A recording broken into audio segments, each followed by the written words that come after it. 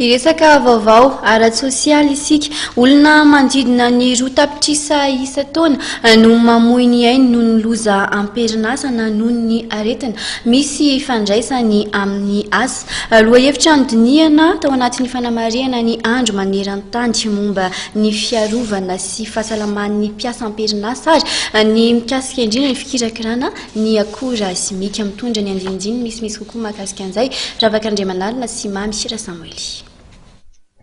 Ireo mpiasa amin'ireo indostria mampiasa akora simika dia isana ina mafy amin'izay mety ho vokatra ara-pahasalamana ateraky ny akora simika kirakirainy. Tsy ireo mpiasa ihany anefa fa ireo asa tsy manara-penitra eny fatrany amin'ireo mpanjifa ny vokatra samihafa amin'ny andavanandrony aza dia mety ho voany izay vokatra tsy ara-pahasalamana ateraky ny akora simika izay. Sehatra io misy azy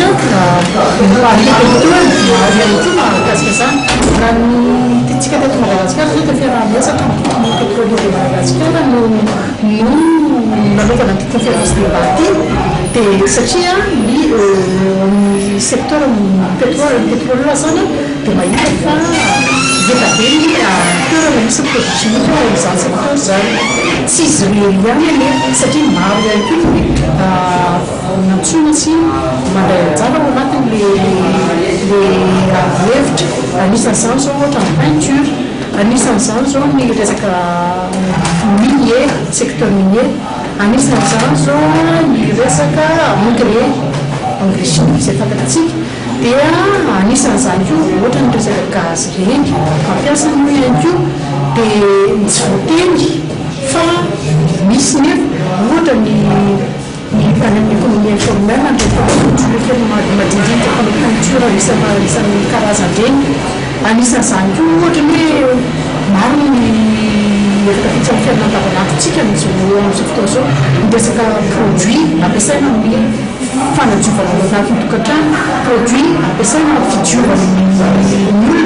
produit ampiasaina amin'ny fanatsarana ny tarehan'olona ohatra zany ohatra meko zany zao tafiditra ao anatin'ny resaka produit chimique daholo. Nentina nanamarina ny andro maneran-tany momba ny fiarovana sy ny fahasalaman'ireo mpiasa amperinasa tsaroana isaky ny 20 aprily dia nisafidiana manokana ny lohahevitra manao hoe ny fiarovana sy fahasalamana vokatry ny fampiasana ny akora simika mandritra ny asa. Nisy ny velakevitra naranajevitra notanterahana teto amin'ny Colbert Taminarenina izay niarahan'ny birao iraisam-pirenena misahana ny asa ny ministeran'ny asa sy ny asa-panjakana nanatotosa.